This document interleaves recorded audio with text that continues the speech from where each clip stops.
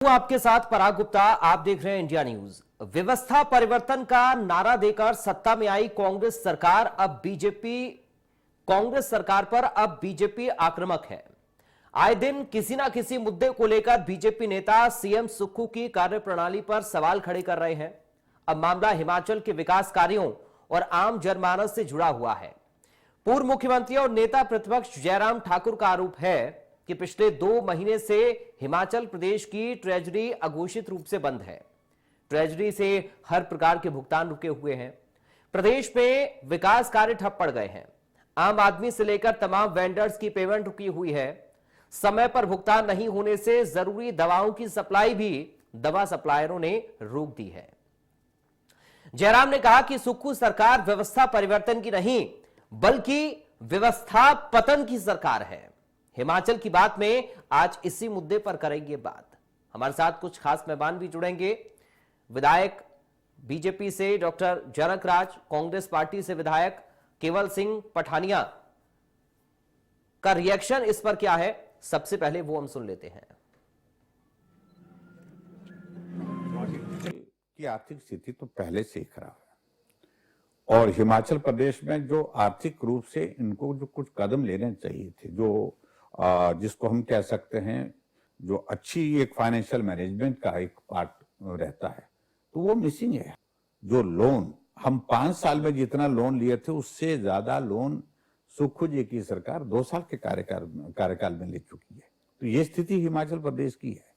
लेकिन चिंता का विषय है, न विकास के कार्य हो पा रहे हैं, न समय पर सैलरी मिल रही है, न बेरोजगारों को रोजगार मिल रहा है, तो पैसा जा कहां रहा है। कि विपक्ष के नेताजी जो है उनकी एक मजबूरी रहती है कि टाइम टू टाइम सरकार के खिलाफ तो बयानबाजी करना उनका, मुझे लगता है, एक मजबूरी है। जहां तक सवाल है जो वित्तीय हालत है, क्या जयराम जी ये बता सकते हैं कि जो उनका 5 साल का कार्यकाल रहा, उन्होंने कौन से कदम लिए प्रदेश की आर्थिक स्थिति को ठीक करने के लिए? और जब वो गए तो खजाना खाली करके गए और ऐसे हालात बना के गए कि आप समझे कि जयराम जी के टाइम में जो आज ये हालात बने हैं, बैंकों को तक का जो कर्जा है लोगों को किस तरह से बांटा गया, बैंकों की जो हमारे आप समझे स्टेट कोऑपरेटिव बैंक है या कांगड़ा कोऑपरेटिव बैंक है, इनकी जो एनपीए थी कांगड़ा कोऑपरेटिव बैंक की, पिछली सरकार के समय में वो तेजी से बढ़ी और किस तरह से इन्होंने उसके कर्जों को बांटने का जो काम किया और वापसी नहीं हुई। बैंकों के हालात भी जो राज्यों के बैंक हैं कैसे रहे। तो ये इस तरह के आरोप बिल्कुल सुर्खियों में बढ़ने के लिए है, किसी प्रकार की कोई समस्या नहीं है। ठीक है कि हम फाइनेंशियल डिसिप्लिन बनाने का जो प्रयास माननीय मुख्यमंत्री जी ने शुरू किया था, उसके अच्छे परिणाम आ रहे हैं हर तरह से, और पहले भी ये बड़ा शोर करते रहे इस बारे में, लेकिन हमारी आर्थिक स्थिति में बहुत तेजी से सुधार हुआ है। और आप ये समझे कि आने वाले समय के लिए ये बहुत आवश्यक भी था कि हम प्रदेश को आर्थिक स्थिति से मजबूत करने के लिए और कुछ ऐसे फैसले करने की आवश्यकता है जिससे जो है फाइनेंशियल डिसिप्लिन आगे के लिए बना रहे और प्रदेश आर्थिक स्थिति से पटरी पे आगे बढ़े।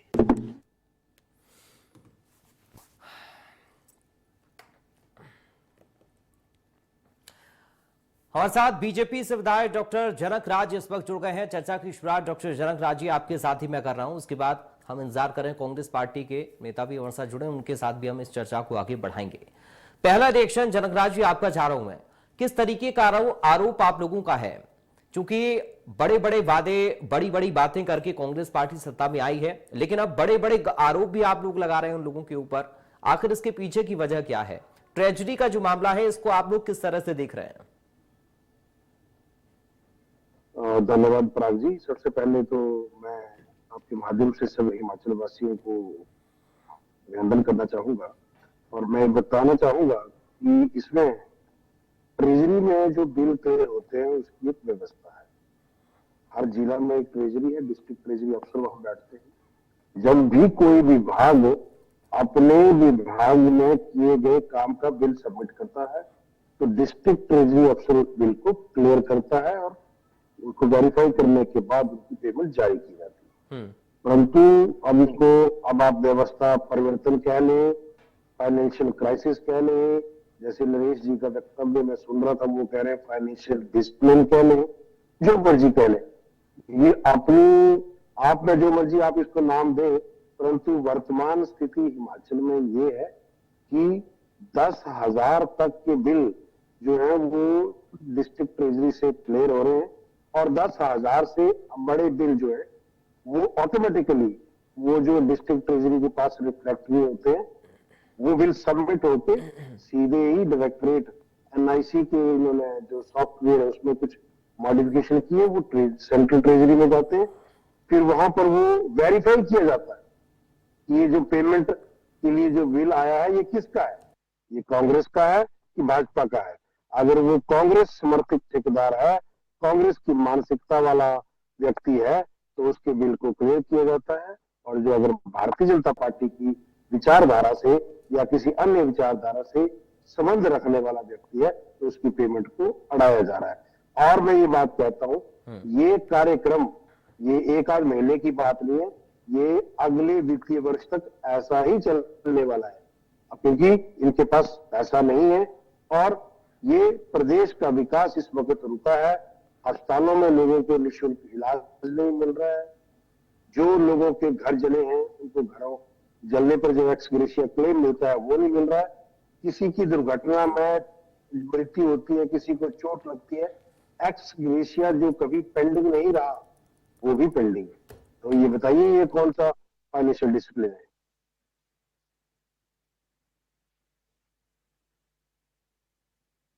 पराग जी, अगर ट्रेजरी की ये व्यवस्था ऐसे ही चलती रही जनक राज जी, तो फिर तो हम ना तो सैलरी दे पाएंगे कर्मचारियों को, अधिकारियों को, ना हम विकास के कार्यों को आगे बढ़ा पाएंगे, ना ही हम पेमेंट कर पाएंगे। क्योंकि कल भी हमने हिमाचल की बात में बागवानों का मुद्दा उठाया था, वहां पर भी पेमेंट उन लोगों को नहीं हो रही है, सेब का उत्पादन भी कम हो रहा है। अब ऐसे में विपक्ष होने के नाते आप लोगों का रुख इस पर क्या है, आप लोग किस तरह से आगे काम कर रहे हैं? क्योंकि अगर यही व्यवस्था चलती रही सतत तरीके से, तो फिर तो व्यवस्था ही ठप हो जाएगी, प्रदेश का विकास कैसे होगा, प्रदेश तो स्थिर हो जाएगा। देखिए ऐसा है कि विपक्ष अपनी भूमिका निभा रहा है, परंतु मुझे बहुत हंसी आती है जब मैं सत्ताधारी विचारधारा के नेताओं के कुछ बयान सुनता हूँ। अभी भी कुछ देर पहले कोई एक नेता ये कह रहे थे कि भाई हम चरणबद्ध तरीके से, मैं जानना चाहता हूँ ये चरणबद्ध तरीका क्या है और क्या इसका क्राइटेरिया है कि किसकी पेमेंट कब की जाएगी। देखिए प्रदेश इस समय बहुत ज्यादा आर्थिक संकट से गुजर रहा है, ये जानकारी सबको है, परंतु हैरानी की बात है कि प्रदेश के मुख्यमंत्री न जाने किस दबाव में हमेशा ये कहते हैं कि आर्थिक संकट नहीं है, परंतु ये फाइनेंशियल डिसिप्लिन है। तो अब ये वही बात है ना कि अपने किए काम को सही साबित करना है, क्योंकि अभी हालात ये हैं कि अगर जो आप कह रहे हैं इस तरीके से चलता रहा तो आने वाले समय में जो पेंशनर्स हैं, जो एम्प्लॉइज हैं, वो आंदोलन करने पर मजबूर होंगे, और वो दिन ज्यादा दूर नहीं है कि आगामी सत्र के समय जो पेंशनर हैं, बेरोजगार हैं। देखिए एक बात है ना, ये हमेशा एक बात कहते हैं कि पूर्व में आरोप प्रत्यारोप की राजनीति को बंद कर देना चाहिए, क्योंकि इनकी सरकार को लगभग 2 साल का समय, लगभग 2 साल का समय हो चुका है। अब ये अपने मध्यांतर समय में पहुंचने वाली है, इंटरवल में आगामी 6 महीने में पहुंचने वाली है। तो अब तक भी ये केवल यही रोना रोई जा रहे हैं कि भाजपा ने गलत किया, पूर्व सरकार ने गलत किया। अरे पूर्व सरकार ने गलत किया है, भाजपा ने कुछ गलत किया है तो लोगों ने बिठा दिया ना उनको विपक्ष में, आपको सही करने का मौका दिया, आप सही करिए ना। और आप केवल 2 सालों से केवल एक ढोल पीट रहे हैं कि जब ये गए थे खजाना खाली, जब ये गए थे खजाना खाली है। मैं पूछना चाहता हूं ऐसी कौन सी सरकार है कि जब वो नहीं बनती है तो उसको भरा हुआ खजाना मिलता है? सरकार कंटिन्यूटी की प्रोसेस है, कल जब ये छोड़ के जाएंगे तो हमारे साथ भी यही परिस्थितियां होंगी। तो हम तो ना कभी पहले ऐसे चीखे हैं ना आगे कभी चीखेंगे कि जी पैसा नहीं है, पैसा नहीं। परिवार का मुखिया अगर ऐसे चीखेगा तो परिवार के सदस्य क्या करेंगे? प्रबंध आपको करने हैं, ये अव्यवहारिक जो लोक लुभावने वायदे हैं ये आपने किए थे। अभी भी कुछ दिन पहले इनके एक वीडियो एक इनके केंद्रीय नेता का घूम रहा था, जिसमें ये कह रहे थे कि हमारे कान पकड़ लेना अगर ये गारंटियां 10 दिनों के अंदर पूरी नहीं हुई? बताइए ना, उस वक्त की आपको जानकारी नहीं थी कि हिमाचल की क्या स्थिति है, हिमाचल किस फाइनेंशियल स्टेज पे खड़ा है? तो तब क्यों अपने अव्यवहारिक जो लोक लुभावने वायदे किए, जो आज पूरे हिमाचल को ठग कर आप सत्ता में बैठे हैं, और अब हिमाचल की महिलाएं, हिमाचल के बेरोजगार, हिमाचल के किसान, हिमाचल के बागवान, हिमाचल का प्रत्येक वर्ग इस वक्त पीड़ा से गुजर रहा है। जनक राज जी, इसके पीछे की वजह आप लोग क्या मान रहे हैं? क्योंकि हम देख रहे हैं कि अभी हाल ही में इलेक्शन हुए भी हैं और होने वाले भी हैं विधानसभा के, उसमें प्रीवीज को लेकर तमाम बातें होती हैं जनता को सहूलियत देने के लिए। क्या ये एक बड़ा कारण हो सकता है, क्योंकि इस तरह के वादे तो हिमाचल में भी किए गए हैं लोगों के साथ में?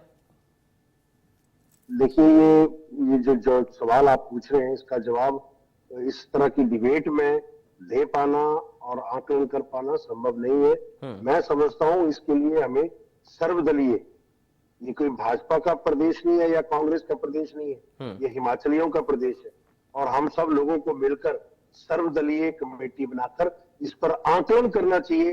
क्या ऐसी हमारी नीतियां रही 90 के दशक के बाद कि हिमाचल कर्ज की गर्त में डूबता चला गया? हमें देखना चाहिए, हमें उन गैर जरूरी कार्यों को कम करना पड़ेगा, हमें अपने संसाधनों को बढ़ाना पड़ेगा। हम लोगों को एक साथ बैठकर ये चिंतन करने की जरूरत है कि प्रदेश को किस तरह इस चीज से बाहर ला जाए। और ये फ्री वीज की जो आप बात कह रहे हैं, देखिए, व्यक्तिगत तौर पे मेरा ये मानना है, जरूरतमंद को कोई भी मदद मिले, मैं उसके बिल्कुल खिलाफ नहीं हूं, परंतु जो व्यक्ति अफोर्ड कर सकते हैं, जो व्यक्ति टैक्स पेयर है, भाई वो जो टैक्स दे रहे हैं वो टैक्स दे रहे हैं, रोड बने, हॉस्पिटल बने, एजुकेशन इंस्टीट्यूट बने, ना कि आपकी कोई राजनीति चमके इसलिए वो टैक्स नहीं देते। ठीक है। कोई भी पार्टी अगर इस तरीके की घोषणा करती है तो मैं समझता हूं कि लोगों को भी सोचना चाहिए और पार्टियों को भी सोचना चाहिए, क्योंकि ये लोगों का पैसा है, लोगों के हित के लिए खर्च हो, ना कि हमारे राजनीतिक हितों के लिए खर्च हो। स्ट्रेटजी में आपको जनक राज जी कमी कहां नजर आ रही? क्योंकि आपने जैसा कि खुद कहा कि जो भी सरकार आती है उसको खजाना हमेशा खाली मिलता है, भरने की आवश्यकता है, रणनीति बनाने की आवश्यकता है कि हम कैसे अपने खजाने को भर सकते हैं और उसके साथ साथ लोगों को सहूलियत भी दे सकते हैं। कहां पर स्ट्रेटजिक कमी आपको नजर आती है जो आपको लग रहा है कि आप कर रहे थे या फिर कांग्रेस नहीं कर पा रही है? देखिए, ऐसा है ना कि ये लोकतंत्र है, लोकतंत्र में सबको साथ लेके चलना पड़ता है। लोगों के बहुमत से सरकार बनती है, परंतु सरकार बनने के बाद अगर सरकार केवल चंद चुनिंदा लोगों को सुने, चंद चुनिंदा लोगों की सलाह पे काम करे, तो इस तरह के हालात जो है वो जरूर पैदा होते हैं।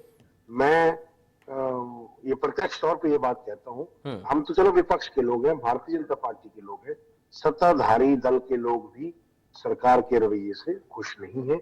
वो जानते हैं, ये पीडब्ल्यूडी मिनिस्टर लगभग साल होने को आ गया, रोते हुए मीडिया के सामने आए थे। ठीक है, भाई कहीं ना कहीं जी तो मैनेजमेंट में कभी उनके पार्ट पे है, जिसकी वजह से इस तरह के हालात पैदा हुए।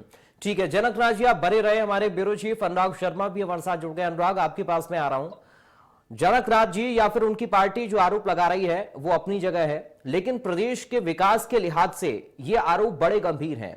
राजनीति इस आरोप पर ना हो बल्कि काम हो, क्या इस तरीके की उम्मीद सरकार से की जाए, या फिर चूंकि आप लगातार इसको देख रहे हैं, खबर कर रहे हैं, किस तरह से देख पा रहे हैं इस पूरे मसले को आप, अनुराग? देखिए पराग, अगर हम हिमाचल की जो अभी ताजा तरीन तस्वीरें हैं उसको जब हम लगातार देख रहे हैं, और उसमें हमारे को ऐसा लग रहा है कि हिमाचल, इसमें कोई दो राय नहीं कि हिमाचल वित्तीय संकट से जूझ रहा है, क्योंकि लगातार पिछले 2 साल से हम ये देख रहे हैं, हर बार जो है कुछ ना कुछ नया बहाना जो है वो सरकार की तरफ से आ जाता है, भले ही वो ओल्ड पेंशन के लोगों के लिए हो, चाहे वो पेंशन भोगियों के लिए हो या तनख्वाह के लिए हो। परंतु जो अब किया जा रहा है, कहीं ना कहीं सरकार इस बात का मंथन कर चुकी है, और उनको अब जो परिप्रेक्ष्य जो हमारे को ओवरऑल दिख रहा है उसमें ऐसा लग रहा है कि सरकार अब कुछ चीजों को सुधारना चाहती है। उसके लिए इस तरह का जो प्रावधान जो किया गया है वो कहीं ना कहीं इस तरह से है कि आप वित्तीय संकट को कंट्रोल करना चाहते हैं, अनावश्यक खर्चों को कंट्रोल करना चाहते हैं, परंतु जो ओवरऑल स्थिति है, जो क्यास हिमाचल की जनता में बढ़ रहा है, क्योंकि आपने लगातार देखा होगा अलग अलग तरह के टैक्सेस लग रहे हैं, अलग अलग तरह की जो पैसे के लिए कंट्रोल करने के लिए किया जा रहा है, वो अचानक एकदम बोझ डालना, वो कहीं ना कहीं ज्यादा खतरनाक स्थिति हो सकती है, क्योंकि एक साल में पिछले 50 साल या 60 साल का कर्जा नहीं खत्म किया जा सकता, उनको धीरे धीरे रिलीज करना पड़ेगा। आप सब चीजों पर एकदम रोक लगा दोगे तो भी वो परेशानी का कारण बन जाएगा। अभी जो सुखविंदर सुक्खू सरकार कर रही है वो केवल और केवल इतना ही है कि वो ये चाह रही है कि अपने, नो डाउट वो अपने खर्चों को कम कर रही है, उससे कई चीजों को ऐसा है कि केंद्र पे भी कहीं ना कहीं इससे जो फोकस है वो जाएगा कि इनकी ट्रेजरी बंद हो चुकी है, अब इनके पास पैसा नहीं है, तो केंद्र से भी पैसा लेने की रणनीति मान सकते हैं हम, इसको ये भी मान सकते हैं कि अनावश्यक खर्चों के लिए। परंतु जो क्यास बढ़ रहा है आम जनता के बीच में, जो स्थिति जो अभी बन रही है, वो कहीं ना कहीं पराग बहुत घातक है, और वो कहीं ना कहीं जो सरकार का जो ये कृत्य है वो कहीं पर आम जनता को परेशान करने वाला है। जी पराग। अनुराग, अगर इसी तरीके से चलता रहा तो एक अराजकता का माहौल भी बनेगा, सोशल मीडिया पर भी लोग लिखना शुरू करेंगे। इस पर अब क्या लग रहा है कि कोई ऑथेंटिक एक रिएक्शन आना चाहिए शासन स्तर से कम अगर इस तरीके की चीजें हो रही हैं, क्योंकि अभी वही मैं जिक्र जनक राज जी के साथ भी कर रहा था, कल हमने बागवानों का मुद्दा भी उठाया, उनकी भी पेमेंट नहीं हो रही है, और अगर इसी तरीके से रहा तो हम सैलरी तक नहीं दे पाएंगे। देखो बिल्कुल पराग, जैसे अभी हम बात कर रहे हैं, बहुत लंबे समय से नवंबर 2023 से जो है कॉन्ट्रैक्टर्स की भी पेमेंट नहीं हुई है, भले वो पीडब्ल्यूडी के हैं, चाहे वो बागवान की, हमने कल भी आपने देखा बागवानों की जो है 40 करोड़ की पेमेंट रुकी हुई है। इस तरह के छोटे छोटे कट शॉट करने के बाद अगर आप ये सोचते हैं कि पूरी जो है वो अर्थव्यवस्था को ढर्रे पर ले आएंगे, तो नहीं होगा। आम जनता के जो निजी फायदे या निजी पैसा है उसको आपको देना ही पड़ेगा, भले वो आप तनख्वाह के रूप की बात करें, चाहे आप पेंशन की बात करें, चाहे आप खजाने को भरने के लिए, और बहुत से स्रोत हैं, कोई जरूरी नहीं है कि आप एक ही तरह से जो है वो खजाना भरने के लिए। आप मुझे बताइए कि सरकार किस तरह से पर्यटन के लिए कोई नए प्रभावी कदम उठा रही है जिससे फंड्स आ सके। हिमाचल में इस तरह का कोई कदम नहीं आ रहा, क्योंकि ये मैं मानता हूं कि हिमाचल में जब से सुखविंदर सुक्खू सरकार आई है, आपदा की वजह से काफी बड़ा नुकसान था। 9,000 करोड़ से ज्यादा का डिमांड जो था वो सुखविंदर सुक्खू सरकार ने केंद्र से किया था, परंतु टुकड़ों में पैसा मिला है और उस जितनी चाहिए उतनी लागत नहीं मिली है। परंतु सबसे बड़ी बात जो है, अभी खजाना जब बंद हो जाता है, उसके अगर हम लाभ की बात करें ओवरऑल, तो खजाना बंद होने से सबसे बड़ा है कि जितनी भी गैर जो मतलब अनइम्पॉर्टेंट योजनाएं हैं उनका पैसा रुक जाएगा, उससे थोड़ा बहुत ये कंट्रोल कर सकते हैं। परंतु अपने आप को अगर हम हिमाचल को डरने पर लाना चाहते हैं, प्रॉपर ट्रैक पर लाना चाहते हैं, तो बहुत से ऐसे हैं। देखिए, अब आप एक बात बताइए कि बहुत सी ऐसी बिल्डिंग्स हैं जिसपे उन्होंने जबरदस्ती पैसा लगा दिया, बहुत सी ऐसी योजनाएं हैं जिस पर अभी जरूरत नहीं थी, उसको हम लंबे समय तक खींच सकते थे, परंतु फिर भी जो है अभी उन्होंने उन जगह में पैसा लगा दिया। बहुत सी चीजों को हम कंट्रोल करके आम जनता को सुखद करने की कोशिश करें, बजाय कि और योजनाओं के लिए जो जरूरी है उन चीजों को चलाएं, बजाय कि एकदम आप सब जगह का फंड रोक दें और आम जनता को परेशान कर दें। उससे कहीं ना कहीं स्थिति जो है वो बहुत खराब हो जाएगी। ठीक है जनक राज जी, अब देखिए, दवा सप्लायरों की पेमेंट ना होने से दवा की सप्लाई भी वो लोग रोक रहे हैं, इससे अब तो हर चीज पर फर्क पड़ेगा। जो आम जनता की मूलभूत सुविधाएं उनको मिलनी चाहिए वो तक नहीं मिल पाएंगी। अगर स्वास्थ्य संबंधी समस्याओं में दिक्कत आएगी तो आम जनता किसके पास जाएगी? अब जनक राज जी। पराग जी, जनता की चिंता इनको होती तो ये इस तरीके के काम ना करते। और ये जो आपने डिबेट यहाँ दी है, इस डिबेट के लिए सत्ताधारी दल कितना गंभीर है वो भी आप देख सकते हैं। ये मेरे से सवाल, मुझसे सवाल करने की बजाय ये सारे सवाल आपको कि प्रदेश का आगे क्या होगा, कैसे प्रदेश चलेगा, लोगों को कैसे संभालेंगे, ये सवाल आपको सत्ताधारी दल के लोगों से कोशिश कर रहे हैं सर हम शुरुआत से, लेकिन जुड़ ही नहीं पा रहे हैं कांग्रेस नहीं ज्वाइन करेंगे जनाब, वो नहीं ज्वाइन करेंगे, क्योंकि उनको मालूम है कि कब तक झूठ बोलेंगे और क्या झूठ बोलेंगे। हालात ये है, देखिए, क्योंकि ये बिल्कुल नॉन सीरियस तरीके से काम करने वाली सरकार है और इनको ये भी मालूम है कि अगली बार हमारी 10 सीटें भी नहीं आने वाली, तो इसलिए जब आनी ही नहीं है तो मेहनत क्यों करनी। जब बच्चे को मालूम है कि मैंने क्लास में फेल हो जाना है तो मैंने क्यों पढ़ना है।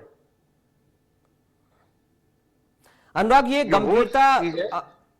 ये गंभीरता कम से कम हो, जैसा कि मैं अभी सवाल पूछ भी रहा था कि एक ऑथेंटिक रिएक्शन तो आना चाहिए। अगर हम टीवी डिबेट में आकर भी अपनी बात को नहीं रख पा रहे हैं तो फिर हम क्या कर सकते हैं जनता के लिए? देखिए पराग, हम बहुत बार उनको ट्राई कर चुके हैं। जैसे आज केवल सिंह पठानिया की बात थी, आज केवल सिंह पठानिया जी ने बैठना था जी। और लगातार उनसे कांटेक्ट किया गया और उसके बावजूद जो है ये कहा गया कि मैं आज अवेलेबल नहीं हूं, मैं दिल्ली में हूं। परंतु बात यह है कि मुद्दों से भागना जो है वो किसी भी, मैं भी ट्रैवल कर रहा हूँ जी देखिए अब ये बात आ मैं गई, भी ट्रैवल कर रहा हूँ। बिल्कुल जनकराज जी से मेरी बात हुई थी। जनकराज जी जो है वो बिल्कुल ड्यूरिंग ट्रैवल गाड़ी रोक कर बैठे हुए हैं और उन्होंने कहीं ना कहीं इस बात की सिंसियरिटी को समझा है कि कहीं ना कहीं ऐसी स्थितियां हैं जो आम जनता के मुद्दों को आम जनता तक पहुंचाना बहुत जरूरी है। और सुखविंदर सुक्खू सरकार के जितने भी कार्यकर्ता हैं, या भले ही वो एमएलए हैं, चाहे उनके उन लोगों को जो सत्ता का सुख भोग रहे हैं और सरकार में भी बैठे हुए हैं, अगर वो इतना नॉन सीरियस होकर एक्ट करेंगे तो वो कहीं ना कहीं बहुत घातक होता है। जिसमें हम लोग ये मानते हैं कि अगर जब आपने एक डिबेट में आने के लिए हाँ कर दिया, उसके बाद अगर एंड मोमेंट पर अगर वो नहीं आते हैं तो वो कहीं ना कहीं नॉन सीरियसनेस जो है वो कांग्रेस के जो लोग हैं। अनुराग, हिमाचल में जब कांग्रेस पार्टी की सरकार बनी थी तो इसे संजीवनी की तरह पार्टी देख रही थी कि देखिए साहब, इतने विरोध के बाद भी हिमाचल में हमने सरकार बना ली है। लेकिन हिमाचल की सरकार किस ओर जा रही है? अभी हम रिएक्शन सुना रहे थे, कह रहे हैं कि परिवर्तन नहीं बल्कि पतन की ओर जा रहे हैं। ये बीजेपी के नेता आप कह रहे हैं, तंज कस रहे हैं। अनुराग देखिए पता क्या है पराग, आप जी जनक जी आप बोलिए। जनकराज जी आप बताइए। ये एक्सीडेंटल गवर्नमेंट है। हिमाचल के लोगों ने भारतीय जनता पार्टी को सत्ता में लाने के लिए वोट किया था।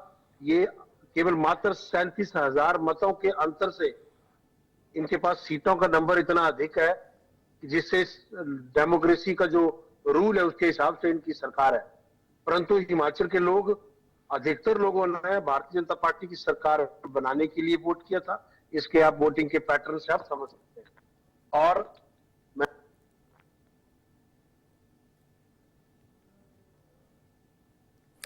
चलिए, संपर्क जनकराज जी से कट गया है, लेकिन चूंकि वक्त भी आज की चर्चा के लिए इतनी इजाजत मुझे दे रहा है। बहुत शुक्रिया जनकराज जी आपका, बहुत शुक्रिया अनुराग शर्मा आपका। आप जुड़े, आपने अपनी बात रखी और बताया कि किस तरह कोशिश तो हम कर रहे हैं कि जनता के मुद्दों को नेताओं के सामने उठाकर उनके समस्याओं का समाधान करवा पाए। लेकिन हिमाचल की बात में आज कांग्रेस पार्टी से नेता नहीं जुड़े तो बड़ा आघात पहुंचा कि कम से कम जनता के सवालों का जवाब देने के लिए तो आते, और अगर अभी नहीं आ पाए हैं तो शासन स्तर से एक जवाब जनता के लिए, एक संदेश भी जाना चाहिए कि अगर ट्रेजरी बंद है, पेमेंट्स नहीं हो पा रही हैं, हम योजनाओं का लाभ नहीं दे पाएंगे जनता को, तो हम क्यों सत्ता में बैठे हुए हैं, और अगर हम सरकार चला रहे हैं तो प्रदेश के विकास की जो गाड़ी है उसकी रफ्तार कैसे बढ़े, इस पर काम क्या हो रहा है यह भी बताना होगा। फिलहाल हिमाचल की बात में मेरे साथ अभी के लिए इतना ही। बाकी खबरों के लिए आप बने रहिए। नमस्कार।